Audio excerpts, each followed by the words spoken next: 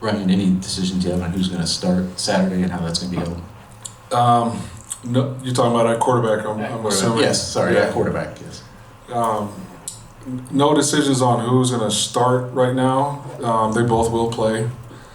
Both have been sort of splitting reps with the ones and the twos, and both have been doing a great job. They add different elements to the offense, and we can have success with both of them. Running sort of this style. So we'll kind of see how this next week plays out when we're getting it more in depth into the game plan, and go from there. From a defensive coordinator standpoint, is there a schematic or a strategic advantage for you guys this week that Northwestern doesn't know who's going to play, or how much they're going to play, or when they're going to play?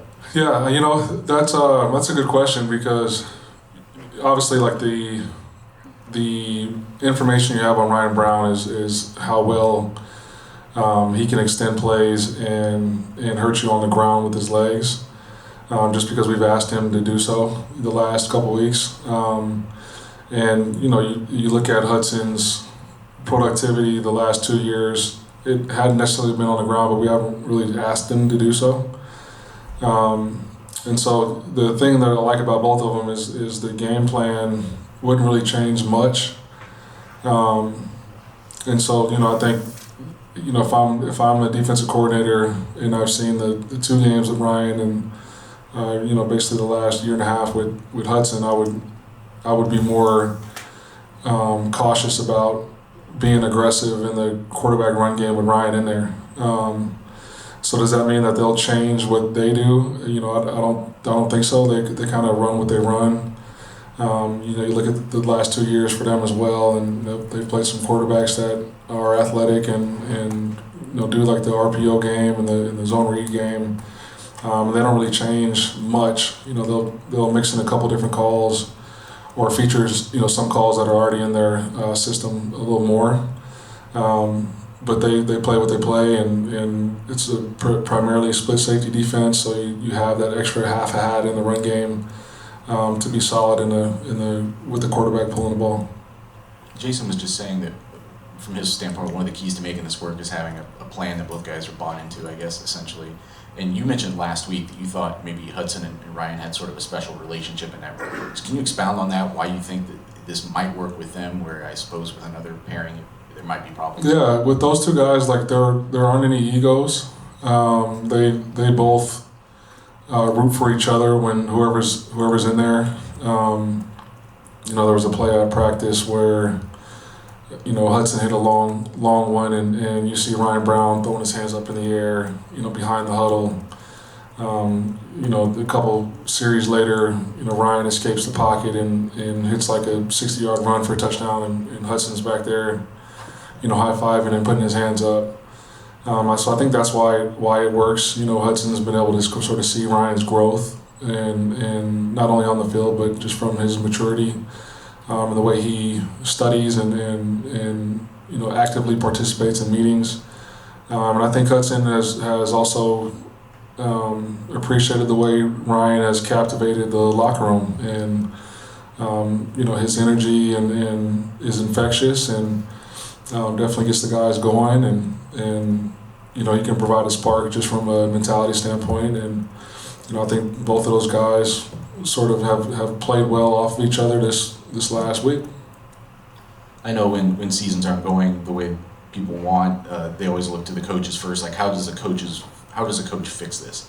At the same time, the players spend more time alone or with each other, probably without you guys. Mm-hmm. What are some examples that you're seeing of I guess, people stepping up and keeping the right attitude, the right vibe going that you need for these final 5 games? Yeah, I've been really impressed with, obviously last week there was a lot of noise, right? Bye week, and sometimes X or Twitter, whatever you want to call it, can get crazy, and a lot of things are said that aren't necessarily true. And so when you're dealing with 18 to 22-year-olds, that can shake a locker room. It can the negativity, the whispers, all of that I have seen shake a locker room, but it didn't with our guys. they came out and had a great amount of energy this past week. And usually during a bye week, especially this time of year, I don't care how the season is going, it can be pulling teeth sometimes to get guys to practice the right way. And not one time did we have to prod or pull them or push them to go. And we had a physical week of practice. We were padded up all 3 days. Really focused on us improving as a team, and so that made going good on good for 3 days in a row. And when I say it was physical, it was very physical. Thursday got chippy, and so usually when you see that, the guys have been bought in and are even more so now than when we started camp, and so I just think it speaks to sort of guys maturing on the team. We do have a lot of young guys that are getting experience, and some of those guys have spoken up, and it's also the guys like Mo and Devin Maccabee and plenty of others that are like, okay, man, like enough is enough. Like, let's get going in the right direction. We've made improvements incrementally, and now it's time for those improvements to show up in the win-loss column. And so I couldn't be more proud or more happy with the way they've attacked this week. And yesterday we had a Tuesday type practice for Northwestern prep. Guys were locked in, they were focused, and got after it. So as a coach, you couldn't ask for anything more than that, especially given the circumstances. Ryan, I think your only experience using a two-quarterback system or alternating quarterbacks was at Northwestern last year. What did you learn about kind of having to handle that with Bennett and Ryan last year, and how maybe you can use this to your advantage? Yeah, I think last year's circumstances were a little bit different, just because you had a guy down and didn't know which direction to go. Now you've got two guys that are available and healthy, and so like I said, I just think that they have a lot of respect for each other and don't have any egos. So they wouldn't bat an eye if I said, hey, so-and-so is a starter and he's going to take all the reps. They wouldn't bat an eye if I said, you guys are going to split reps, or you got a special package where you'll both be in there. They want the team to win and trust us to make the right decision to give us the best chance to go do so. Yeah, I think obviously Ryan has talked about that experience last year helped him when he was going to start this year, but now he's had 2 games as the guy. How much more comfortable are the playmakers around him with him when he's in the game? Oh, they're extremely comfortable. Obviously, I thought we were able to move the ball against Oregon. Obviously, couldn't get points on the board, but they operated well in the huddle. Like he's got a presence about him, and they're comfortable and encouraged by what Hudson brings to the table as well, especially with what we're doing right now. So. I think, like I said, both those guys will be able to do a fantastic job for us, and I highly anticipate both of them, playing well when their number is called on Saturday. You have George listed back on the depth chart as a third tight end. Obviously, CJ, are you kind of getting back to where we've got the playmakers that hopefully this offense looks like we anticipated it would in the preseason? Yeah, George is back like unrestricted, as is CJ. So those guys are here, and we're counting on them for a reason, and it's just good to see them back playing football. Injuries and setbacks can put you in a dark place from a mental standpoint. So to see those guys smiling and enjoying playing football again, that's what you want to see, and they've been in extra meetings and have really been busting their butt to get back out there. So it's good to see them back out there on the playing field. Well, Ryan, how come you didn't ask Hudson Card to run more early in the year? Well, I wasn't calling plays or involved in the offense early in the year. So now that I am, we're asking them to run some more. What are you sort of looking for over these last 5 games? There's one, we need to win, right? Like I do think that we have made improvements to set the foundation for long-term success.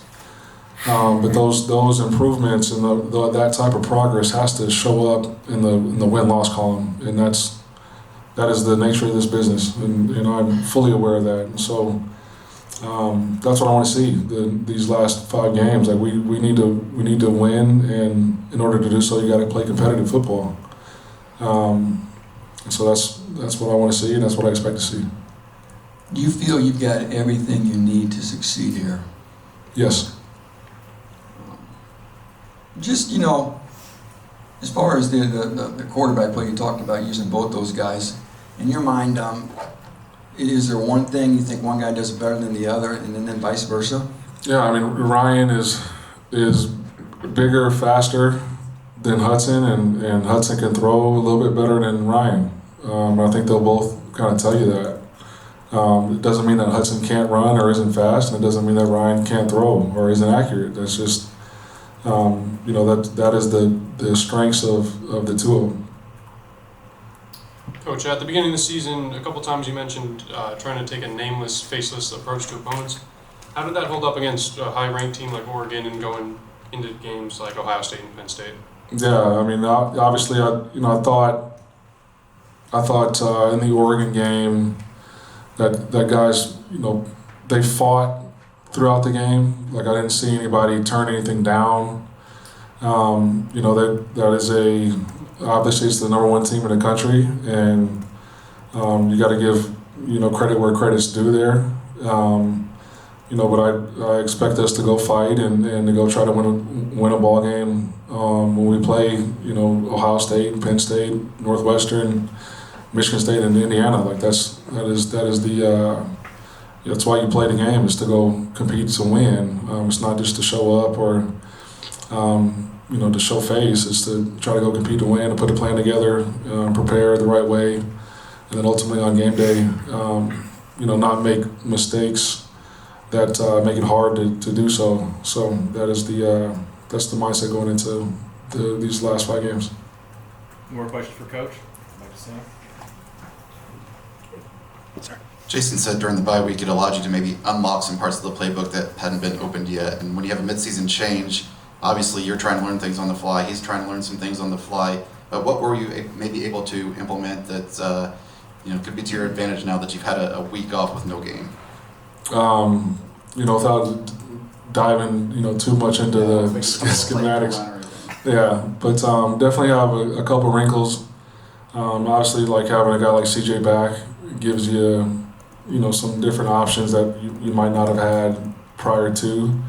And really, like the last 2 weeks offensively, we sort of set the foundation for how we want to operate, what type of plays we want to run. So just adding wrinkles off of those, formations, those actions, those motions, to just try to put, certain defenders in conflict. So that's what we've been ironing out and still evaluating the roster and finding out how we can utilize certain guys' skill sets. Let's not ask somebody to do something that we didn't bring them here to do. Different things like that. More questions? All right. Thanks, Coach. Thanks, everybody.